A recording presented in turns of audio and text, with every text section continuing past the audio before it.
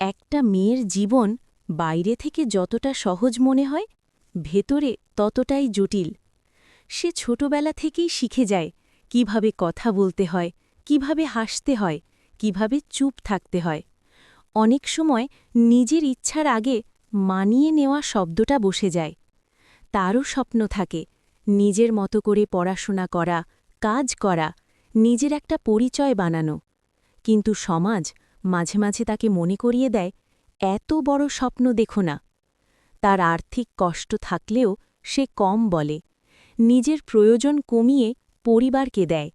নতুন কিছু কেনার আগে ভাবে, এটা কি সত্যিই দরকার?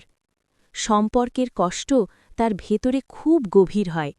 বিশ্বাস ভাঙলে সে চিৎকার করে না, চুপচাপ ভেতরে ভেঙে পড়ে। কখনো পরিবারের জন্য, কখনো প্রিয় মানুষের জন্য নিজেকে বদলে ফেলতে ফেলতে একসময় নিজের আসল সত্তাটাকেই হারিয়ে ফেলে। মানসিক কষ্ট সে সহজে দেখায় না, কাঁদলেও একা কাঁদে।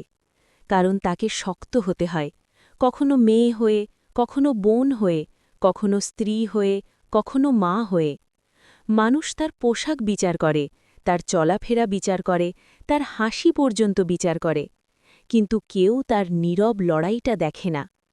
তার শরীর নিয়েও কথা হয়, তার চরিত্র নিয়েও কথা হয়, কিন্তু তার কষ্ট নিয়ে খুব কম মানুষই কথা বলে।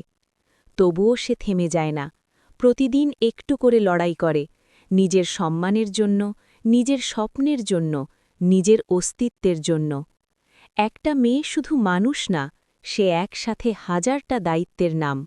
সে নীরবে কাঁদে, নীরবে হাসে, আর নীরবভাবেই পৃথিবীটা সামলে রাখে। মেয়েদের জীবন দুর্বল না, ওদের নীরবতাই ওদের সবচেয়ে বড় শক্তি।